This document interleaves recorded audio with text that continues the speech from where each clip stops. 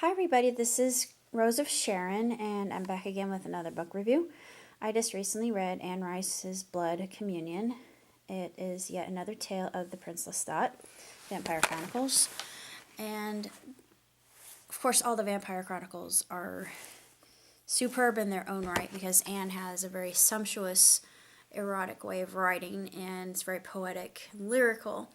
And this is no exception. This is yet another meta book, which is rather tongue-in-cheek and very funny, and also very interesting as to what happens with the court, or the communion, I should say, why it's called Blood Communion. I won't go into that, but Lestat is becoming used to his authority and power as the Brat Prince that we all know and love.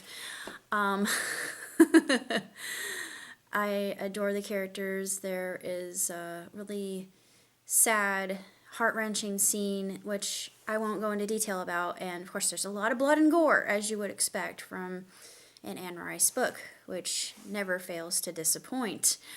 At their very nature, vampires themselves are predators of the night, and she doesn't sugarcoat that, which I absolutely love, but you can envision within here the different locales, especially her beautiful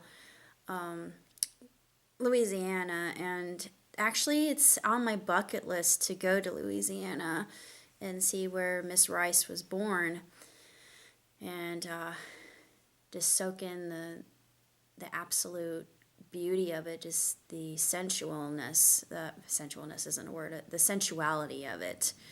I guess sensualness can be a word. I don't like the sound of it, but it's nice nonetheless. Nevertheless, the book itself is absolutely spectacular. It is very detailed, and the scenarios that happen within lend itself to the prior books, The Realms of Atlantis, and her first Vampire Chronicle, the Prince Lestat was her first not Blood Communion, but Vampire Chronicles book. And I feel like this is an ending because she wraps everything else up very concisely in such a way that you think there's no possible way that she could add another to it unless she wanted to. But there's always leeway for that, but I don't feel like Blood Communion lends itself to that. I think that it's a definite, this is my final Vampire Chronicles book, which is bittersweet, but still I love the fact that it ends on a high note rather than one that's up in the air. And of course the voice is still discussed in this particular book. It's less so of an antagonist in this particular final chapter, and it's interesting. I wonder if she could make another book about it, because the voice itself is still very mysterious and we don't know that much about it. That's my only spoiler that I'm giving away on this particular series. Of course, I was able to get the large print edition, which really didn't matter. I just thought, they have it here. It's Mrs. Rice's latest edition. So, of course, I had to read it. And it's very short. It's woefully short, and just like anything that's woefully short, it's over before you can really, soak it in. But still and yet, it's a very poetic book. The attention to detail is stellar.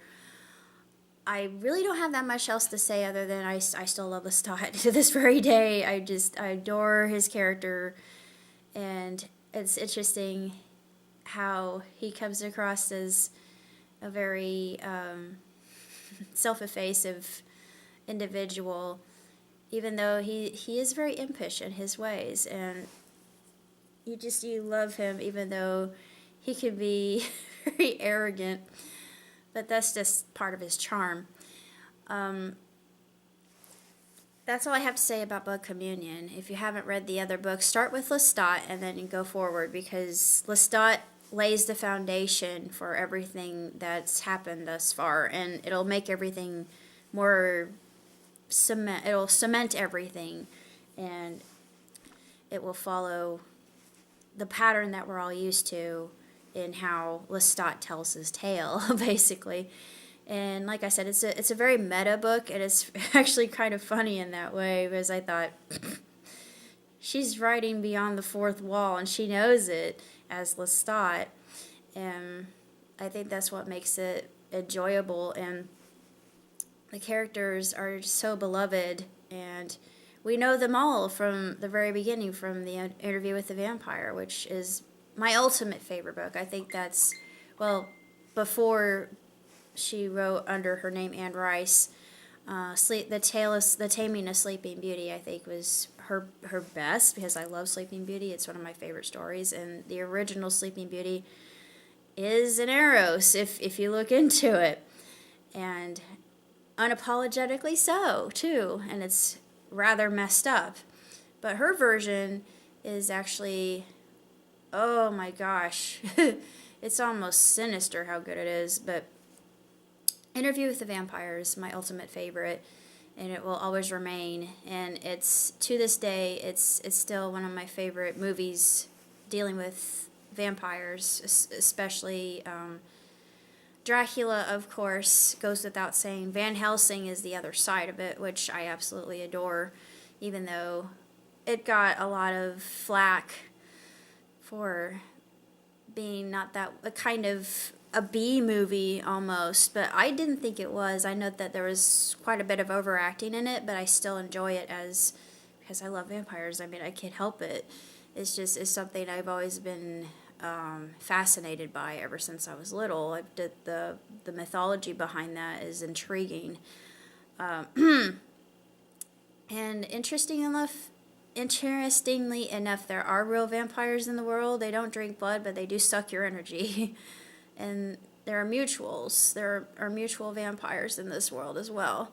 So, yeah, they're not exactly myth, so that we would be led to believe, but that is about all I have to say about Blood Communion, and I feel like it's a nice cherry on top of the sundae that we have been savoring and languishing for so many years. And I give Anne Rice all the best plaudits in the world, and she deserves the utmost kudos for just completing a story that we will always love dearly and with veracity. Till next time, live long, prosper. Ciao tutti. Yes,